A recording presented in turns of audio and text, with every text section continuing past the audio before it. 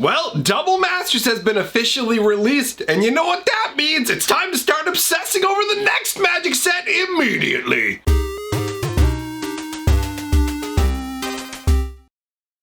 Greetings, owners of fine luxury cardboard rectangles. If you guys are like me, and I imagine a lot of you are, we all seem to do this. Whenever a new set comes out, like pretty much the weekend it releases, we're already like, okay, buddy, what's next? What do we got next? What's coming next? Keep feeding us something new. So, in that vein, I'm here to talk about Zendikar Rising in a new type of video that I am calling Fact, Rumor, Speculation. So those are the three categories that things are going to fall into in this video talking about Zendikar Rising. Now, if you're curious about the distinction between rumor and speculation, essentially, speculation is going to be stuff that I personally have just come up with off the top of my own head. Rumors are going to be things that I didn't think of myself until somebody else brought it up. And fact will be stuff we absolutely know is coming, and that's obviously information directly from Wizards of the Coast. So the fact category isn't like super heavy, right? There's not a lot that we know for a fact about Zendikar, but there are a few things, right? I mean, first of all, Zendikar's storyline in a nutshell thus far has been, hey, it's a world of adventure, and oh, actually, you know what? There are these giant horrors deep under the surface of Zendikar, and uh-oh, they're coming out and wrecking up the place. Oh no, they're like Nixon's head in Futurama. I'm gonna wreck up the place. So you've got the Eldrazi. They're running rampant. So then the good old Gatewatch comes in and they're like, you stop it, you're being bad. And then the Eldrazi are like, we don't speak English. And the Gatewatch is, we shall punish you. And so the Eldrazi end up getting destroyed. I mean, this may not be the most factual recounting, maybe not word for word, you know, I'm just kind of giving the idea. Basically, the Eldrazi rise up and then they get put down like the dogs they are, except for Emrakul, who goes into the moon over on Innistrad, because why not? Why not? Either way, we end up with a world where Zendikar, the whole catch was, it's like, we think it's one world and it's not. The ancient gods actually turned out to be gigantic Cthulhu horrors destroying the world, and then they end up getting taken out. So in a way, it feels like Zendikar's story has already been told, right? Now we're doing the aftermath. So there's no Eldrazi, there's none of them Eldrazi's kicking around anymore, according to Mark Rosewater. That is a fact. Now, that doesn't mean you might not see Eldrazi-ish looking beasts. You can probably get some creatures that have been like kind of warped by the presence of the Eldrazi, but they still maintain enough of their own inner essence that they're not really counted as like Eldrazi spawn creatures. You know what I mean? So you have a scenario where we're going to have no Eldrazi. We're dealing with the aftermath of them basically wreaking havoc on Zendikar. And what's happened is the result of the whole war against the Eldrazi has caused Zendikar almost to go into a state of revolt, where it's basically fighting everything now. Like, the world helped fight the Eldrazi. The plane itself kind of animated in different ways and helped to fight off the Eldrazi. But the unfortunate side effect is, it's almost like the world hasn't realized the Eldrazi is gone and it's just kind of like all life needs to go sort of scenario. So the plane itself is now hostile to its inhabitants to an insane degree. It was already a dangerous place. There's all these different dungeons and places you could explore for treasure with amazing treasure, but also all kinds of problems as well, right? Like really dangerous, we're going to end your lifestyle problems. So we're going to be dealing with that world. It's going to be more of like a survivor's scraping to get by kind of thing. It is pretty intense in terms of threats. Normally, at least recently, the kind of things we've been dealing with are like interplanar battle between multiple groups. So Ikoria was like the Bonders versus the people living in the town, kind of? Throne of Eldraine had a more defined one where it was basically like all like humankind versus all of like elfdom and non-human creatures. So basically anything that wasn't human was against the humans. And I think they were actually going to expand upon that with Eldraine too. But either way, we have a scenario now where it's the world itself that is like warring with the people. So how do you resolve that, right? How do you quell that? What is required to make Zendikar turn into like a habitable place? We don't know who's going to be there planeswalker wise. Rumor level is Nissa, all right? So Nissa is supposed to be there.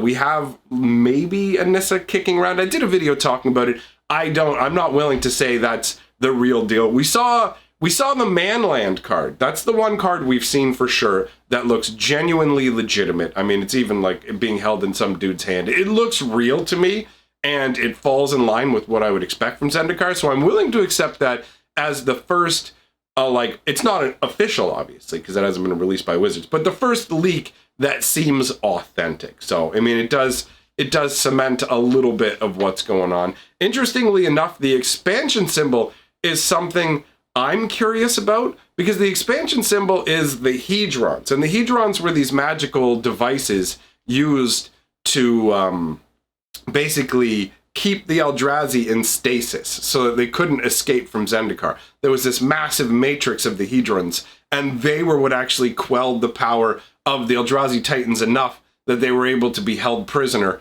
inside of Zendikar, right? Now we have a situation where they no longer serve that purpose, and the expansion symbol is a Hedron that's actually opened up. So it just makes me wonder, is this supposed to be metaphorical? Like, are we talking about this, the Hedrons have opened up, so it's a brand new world? The Hedrons have opened up. Is there something actually inside the Hedrons? It's not like we know the specifics of how they were constructed. Do like bigger Hedrons have treasures inside them? Is that how they were built? Do they require artifacts inside them to power them? Or does this represent like shards of these Hedrons being taken and used to make other kind of gear? Because this whole set has a scavenger kind of vibe to it, right? I mean, we know for a fact that angels are in this set because we've seen artwork for the angels with the halos.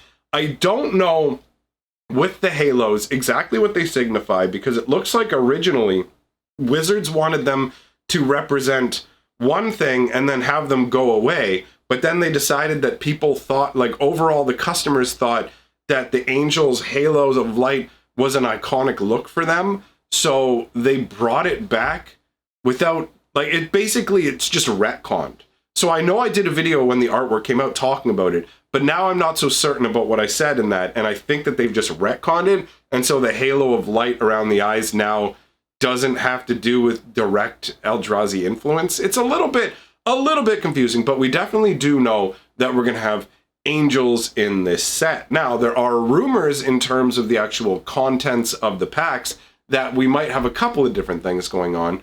One is the theoretical exotic treasures like they did with the first Zendikar. When they did the first Zendikar, the idea was almost Indiana Jones, explore, find the treasure. So to celebrate that, they did a concept, which I thought was really cool, where they went and got old school Magic cards. We're talking super old, some even on the reserved list, just exciting old cards. And they had them inserted randomly into booster packs. Now, they showed up very, very infrequently, but they were indeed there. I saw one guy crack like a Sol Ring, which admittedly isn't like a really high level card, but still, it was a revised, maybe it was unlimited. It was a revised or unlimited Sol Ring, so it was old enough that it was like, dude, that's cool, even if it's not the highest value card. So there's rumors going around that they might do another exotic treasure sort of thing. There's also rumors circulating about fetch lands, right? And this is one where we've got to look at it from a particular perspective. First of all, Wizards of the Coast has very clearly stated two things. One, we're getting fetch land reprints this year. Two, that fetch lands will never show up in a regular priced set. So there is virtually zero chance for there to be fetch lands inside of Zendikar Rising in terms of regular booster boxes. The only slim chance that could even theoretically happen is if Wizards of the Coast made them extremely, extremely rare masterpiece editions that don't even show up one per box, right? That is a theoretical way that they could stick to their word saying they're bringing back the fetch lands while also inserting them into regular boosters. There's also the possibility that they may insert fetch lands, but only in collector's boosters, because Wizards of the Coast is willing to put more expensive cards inside collector's boosters. This would represent a divergence from the previous collector boosters in a way, but remember, previous collector boosters gave you the ability to get random cards from Brawl decks and other things like that. So it is possible for them to just replace that concept with, you have a chance, a very small chance, of it being a fetch land. So it theoretically could be in there. There's also the potential that there could be something along the lines of VIP Zendikar Rising packs, which is another extremely expensive product for them to put the fetch lands in. And that could theoretically be where they do the fetch land reprint. There's also the Zendikar Commander decks, which some people think might have fetch lands, but I can't see a set priced product like that. I can't see them just putting fetch lands into something where you know you're guaranteed to get one. That seems very, very unlikely. They're more likely to put that in a random booster pack style product because it will make them more money overall.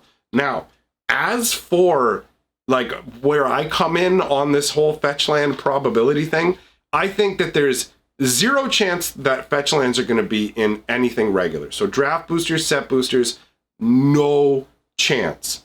Collector's boosters / VIP level product, there is a chance, but I feel like fetch lands are so strong that, and by strong I mean they draw so much attention and so much desire that Wizards can do whatever they want with it.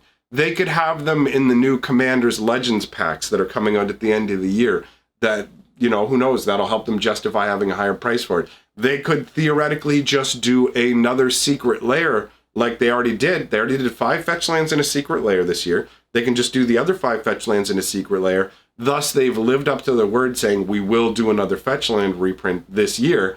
And it still doesn't make it financially accessible in the way that most people want. I'm just bringing this up so that you temper your expectations. You know what I mean? Like, I'm all for letting your imagination run wild at first and think about all the possibilities, but then I like to temper them with the reality of how Wizards operates. You know, it's not like, oh my God, all this amazing stuff is gonna happen. It's like, this could happen, theoretically. So we'll see what it ends up being. But for Zendikar Rising, I'm definitely curious to see what we're gonna get. I also am curious to hear what you guys have to think. If there's other like interesting rumors that you've heard about, speculation, all that, share it in the comments. I'd like to see it. If you like what I'm doing here, if you like, comment, subscribe, it's great for the channel. Helps with the algorithm. I appreciate that. If you love what I'm doing, jump on my Patreon. That helps even more. Thanks for coming out, everybody. I will see you all tomorrow. Oh yeah, actually, you know what? Hit up my lore channel. I just put out an awesome lore video yesterday. Absolutely fantastic. Half an hour of good times. See you over there, my friends. Goodbye for now.